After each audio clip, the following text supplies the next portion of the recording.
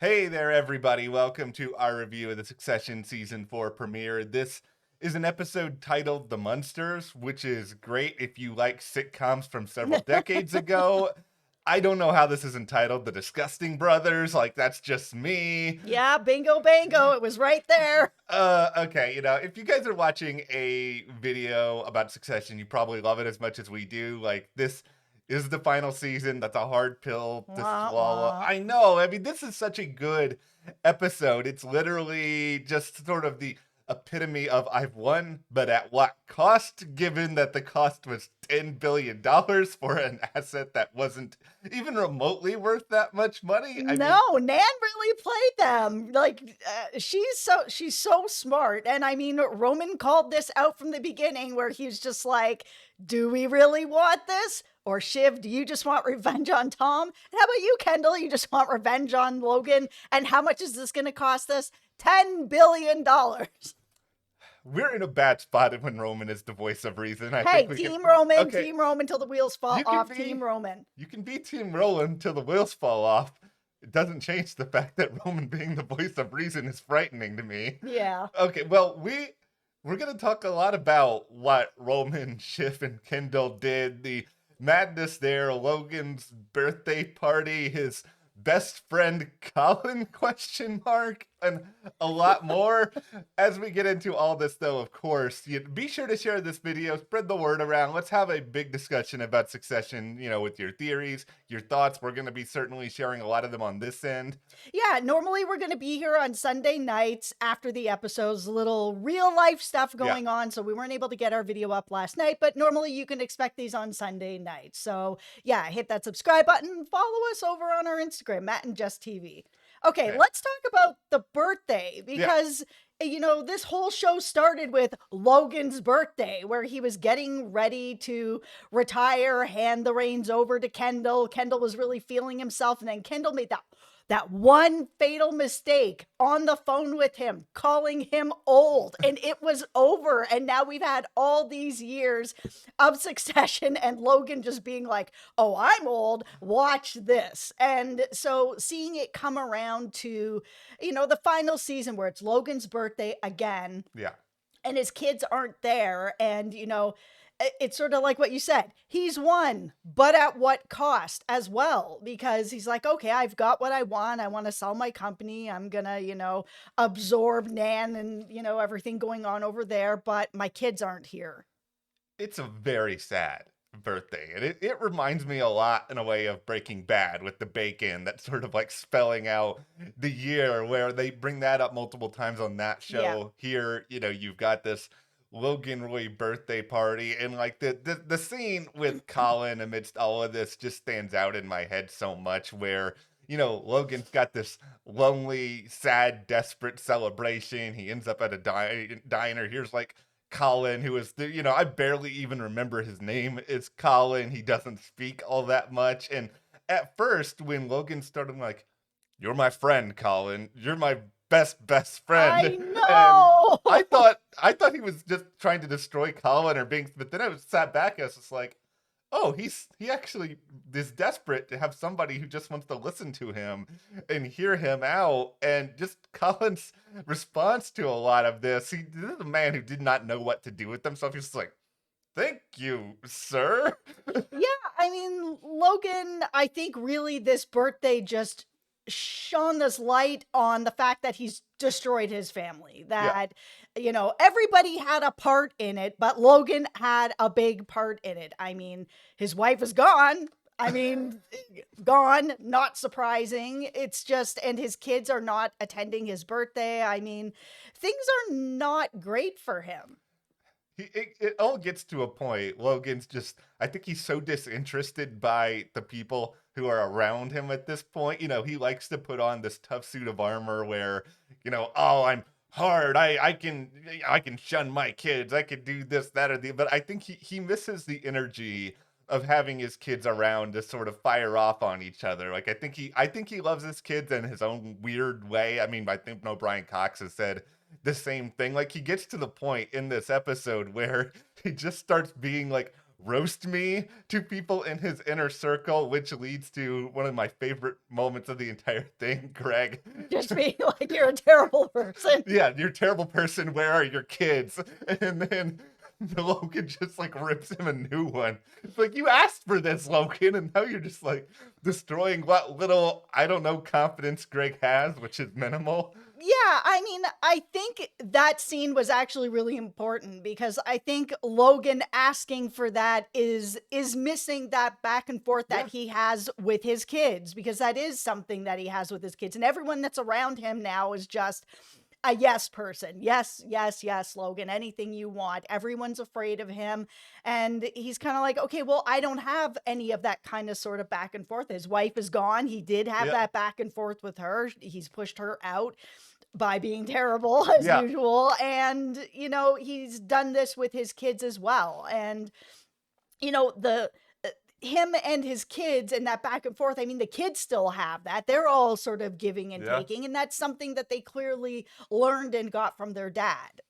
It has gotten to a point now where Logan's, I don't know if you want to say the closest advisors, but some of the closest people to him are two people referring to themselves as the Disgusting Brothers. Do you really want the Disgusting Brothers in the room making decisions where Tom, this is all purely a transactional relationship for Tom? Like, he even asked Logan at one point, so, you know, if something bad happens, you know, with me and your daughter, am I still good with you? Because that's really all Tom cares about at this point. And Greg's just gonna go wherever the wind blows. Like, Greg's biggest strength is who he's associated with. He has no real ideas or strong points of his own, but this man is going to fall into even more power by the end of the show just because he's going to literally do nothing, and doing nothing is somehow better than doing something in the world of Succession, clearly. Okay, let's talk about Tom, because I have a little bit of a tinfoil hat theory about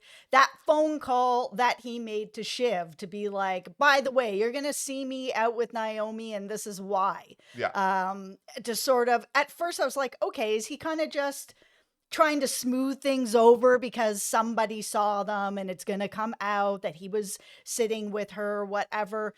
Or is there a part of him that feels really guilty, obviously, about what he did? He wants to be able to move up in the company and feel like he's taking back a little bit of power because he lost a lot of sort of that shift in his relationship. Is a very, very bad relationship, how it was going on. And he wanted to be able to find his footing somewhere, some way. And, you know, he ended up really becoming part of this Roy family and being really ruthless to everybody, including Shiv. However, by him telling her in advance that he was out with Naomi, it was giving her a bit of a flag to be like, okay, why were they out together? Are they hooking up? Or is there something else going on? Because that really was the moment that they were like, okay, we have this idea of the 100 and, you know, it's okay. Or we can take something that's already an established brand and run with that instead and put our money into something that already has legs. And we know that we can maybe, you know, keep it going and turn it into something even better. Of course, there's also revenge, but they wouldn't have had this idea if Tom hadn't called Shiv to be like, by the way, you're gonna see this. There's a lot of interesting stuff to unpack with all of this, just with this phone call itself, because I think that Tom does love Shiv. Like, I think that I think there's a lot going on with the two of them. Clearly, Tom has obviously done some very not great things when it comes to both his relationship and outside his relationship, but I think he does love her on some level. I think that's what makes the end of this episode all the harder for him. I mean, I even go back to after the wedding where she's just basically like, you know, I don't think I'm ever going to be faithful. And granted, you know, Tom does not exactly have the best track record with all of this either. No, he was already not faithful at that bachelor party. Listen, it was the whole marriage and relationship. I think there's love there, but there's definitely some problems there as well. There's some huge problems. And I don't know if that's why it's hard to be like, let's root for these two to find their way back to each other because they both have been so bad for each other. They have, but that final scene Yeah. where they were talking on the bed and they were just like, and she's like, it's over. We're going to move forward and get divorced. And, she's like, I'm just going to lay here for a second. He's like, me too. And they hold hands. Like, you can see it on their faces. There is love there. And while throughout this whole show, this is why I love this show so much. Yeah. Through this whole show, I've been like, these two are just so bad for each other. They Yeah. gotta get away from each other. It's not healthy for either one of them. But that moment that they held hands, and I was just like, oh, don't break up. I'm like, who am I? What is going on here? How can this show suck me into a relationship that is really bad? Then it's the crazy wonderful thing about Succession where you want to believe these characters could do other things and be better people and like really, but they always in some ways default to like, oh, of course. And it's so interesting to sort of reconcile, our own feelings versus the reality of the situation. A part of us wants to root for Shiv and Tom, and yet Shiv and Tom do these things. And it's also like, I wanted to root for this episode that we would see Kendall and Roman and Shiv like go off and be creative and really, do their own thing. And it's like, of course I'm disappointed in them now. And that's not to say that the episode wasn't good, but we're supposed to be disappointed in them because they have no real ideas of their own. They're named 100. It's terrible, by the way. It says like nothing about any of them. You've got like poser Kendall with like his sunflower seeds trying to be all like West Coast all of a sudden. You have suddenly their big ideas, rather than do something on their own, they're just going to go and acquire something else because of a phone call with Tom. It's just like, you guys still have no original bone in your body. Logan was right in a lot of ways when it comes to your lack of skill. And that's not to say they are skillless, but it brings us back to where we were at the start of this. Roman is the most competent of these three, and he actually is kind of brilliant, but he also is just so inherently flawed that I don't think he'll ever achieve it. No, I think because they really don't have the skills to jump into something that's original and make it take off, because the branding was terrible. I mean, they're sitting there looking at all this branding, the name, the 100 their names is what is going to move whatever company forward that they're going to move forward. This idea that they're going to acquire Nan's company and go forward with that is the best idea for them. And while Roman is calling it out to be like, we doing this for revenge, or are we doing this because we really want to do this? And they're like, revenge. And it's like, okay, cool. But it is still the best idea for them because they were not able to really come together with this. The 100 idea wasn't really forming into anything. Like, they would probably make, a few million out of it, and that's fine. But if they really want to build an empire, they do need to start acquiring bigger companies to be able to kind of make that happen. And it should be in something that they already know, which is something that they did discuss. They were like, hey, this new thing we're doing, it's new, it's fresh, it's whatever, but we don't really have experience in it like we have experience over here. If I'm going to assign like a grade to this entire sequence with the Roy trio and Nan and Logan, this is an A plus plus plus plus. I loved everything. This is the best part of this episode. My absolute favorite part of this entire thing, though, was just Roman being just so incredulous to the guy on the phone, where he's just sort of like, gee, thank you for all your business know-how for telling us, the difference between this dollar figure and this. He was so upset that his time was being wasted. Roman really, I know Roman's your guy, but Roman's my guy. He shines in every single episode. He fired on all cylinders during this entire thing, and I think he knew just the pure ridiculousness of this scenario. And I think even for Logan, I think Logan is upset, obviously, that he didn't get Nan and he didn't really get what he wanted out of it. But I think at the same time, I think he feels fairly satisfied at the idea that if he's not going to get this, he caused the other three to spike their price up like so significantly to the point where it's like they're paying this exorbitant amount of money that they didn't need. Like at one point, wasn't Logan like 6.5 or something Yeah, like that? like Nan is really the winner here that played everybody so well. Yeah, Like, yeah, the kids came in at like 8 or something like that. And yeah. then Logan was like 6.5 or something really low ball. And Nan sat on it. And it was just her silence and sort of sitting there for a second, sending Naomi out to kind of be like, can you do better than sort of this, 8, we're kind of like, we're feeling things out with Logan. She already knew she had a lowball offer from Logan. Like, it was so well negotiated that she ended up with 10. I mean, the kids have basically spent everything they have. Yeah, they have no wiggle room, which is going to be kind of hilarious in its own way to sort of see how they operate with all this. I mean, they're also picking up like this piece of media that sort of has like this old media quality to it. How do you find a way to sort of accelerate that? I know Kendall thinks that he like understands social media better than anyone just because he became a complete joke with some of his antics last season. But I guess good for you, Kendall. Okay, it's 17 minutes in. Is it time to go into one of my favorite segments, Connor's Corner? Let's do it. Connor's Corner. He's your guy. You team Connor. I can never And figure there's out. 1%. Okay, listen. Connor's holding dear to that 1%. He's got ideas. Another favorite part of this episode for me. Connor going to Willa and basically being like, okay, here's what we need now. We need in front of the Statue of Liberty. We need a rapper. He said at one point. Yeah, that he's just like, listen, I need to be in the news cycle any which Yeah. way. Let's go for it. Jetpacks was involved in this. Okay, Yeah. here's the thing with Connor. This is why I love Connor so much as a character. Is yeah, he is completely incompetent.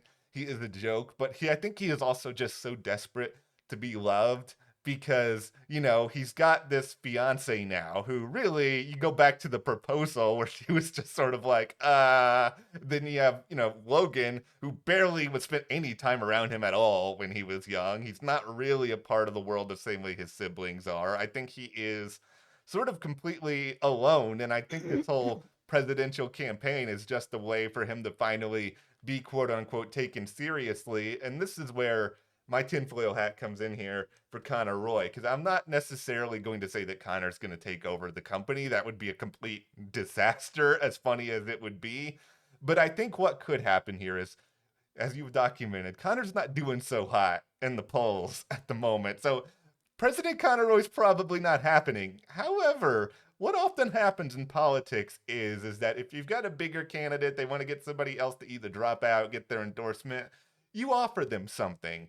Could we see Secretary of Commerce Connor Roy, or like, see, Good, yeah. he's going to get some other position in the government, and this is going to lead to a situation where Logan and the kids have to like kiss the ring, and Connor is going to love nothing more than having this happen. He's going to put on like a royal monarchy robe. He's going to wear a crown, and he's just going to sit there and be such a tool about it. You're going to love that as well. I am going to love it. It's going to bring me the most Connor-related joy that I've had since he refused to take off the jacket. Yeah. It's such a good episode. Oh my God. I love that so much. This premiere, it's really good, even though, there are some things that they clearly rushed through. I don't know if we're ever seeing Marcia Roy again now that she's shopping forever. Yeah, the only thing that I was kind of like, oh man, I wish this hadn't happened was such a huge time jump. And it's, it's a few months later, they've said. Yeah. The thing about it for me is I wanted to see, and I know that we've seen it in the trailer, that we're going to see a fallout with Shiv and Tom. Yeah. But I wanted to see that right after that all happened and he came in, he put his hands on her shoulder and she shrugged away from him. I wanted to see that fallout, that conversation. I know we're not going to. Yeah, it's disappointing, and I think clearly Jesse Armstrong just thinks, oh, we can assume some of what happened, but it's like, Of course we can assume, but I yeah, wanted to see it. I mean, those were going to be Emmy-winning performances. yeah, they were. I think it would have been better if even if we just got a couple flashbacks mixed in here. It doesn't have to be a device that goes on the whole season. Just put a little bit of it in the premiere, and there's gonna be a lot more fallout. I don't know if anybody is actually going to get out of this show happy because I just sort of sit back and I'm like, okay, who does Jesse Armstrong really want us to root for? I mean, I know Greg is likable to a lot of people, but at the same time, he's just so terrible at He's his job. funny, but I don't know that he's likable. Yeah, I don't think he's likable either. Everybody's kind of not likable. But, yeah, as far as rooting for somebody, I am Team Roman, and I know that he is despicable as well, but, you got to root for someone.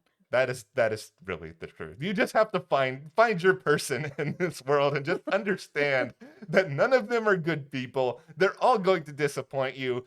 But guess what? This is a very cynical show. It's a very cynical world. Yeah. But we'll get into everything else moving forward. But yeah, please share this video. Share your comments. We love discussing the show with you guys. Where are we gonna go from here?